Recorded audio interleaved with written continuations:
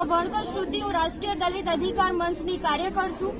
આજથી થોડા દિવસ પહેલા વિશ્વની એકમાત્ર એવી સંસદ કે જ્યાં બંધારણના ઘડવૈયાનું અપમાન કરવામાં આવ્યું, આપણા ગૃહમંત્રી અમિત શાહે બંધારણના ઘડવૈયાનું અપમાન કરીને એવું બોલ્યા કે આજકલ એક ફેશન हो गया है, आम्बेडकर आम्बेडकर आम्बेडकर, अगर इतना नाम भगवान का लेते तो 7 जन्मों तक स्वर्ग मिल जाता। પણ અમારે સ્વર્ગ જોઈએ છે જ ક્યાં? તમે જાતિવાદ, છેડતી, બળાત્કાર આ બધું રોકીને બતાવો તો અમારે સ્વર્ગ જોઈતું જ નથી। અમારે અહીંયા ને અહીંયા જ સ્વર્ગ છે।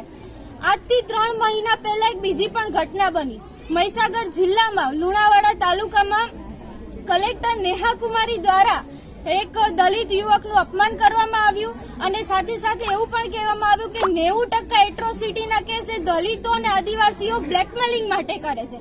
હજુ સુધી એની પણ ધરપકડ થઈ નથી કે આપણા ગૃહમંત્રીએ ડોક્ટર બાબા સાહેબ આંબેડકરનું અપમાન કર્યું। સાથે સાથે અમદાવાદમાં બાબા સાહેબ આંબેડકરની પ્રતિમા પણ ખંડિત કરવામાં આવી। તો સરકાર શું કરી રહી છે, તંત્ર શું કરી રહ્યું છે?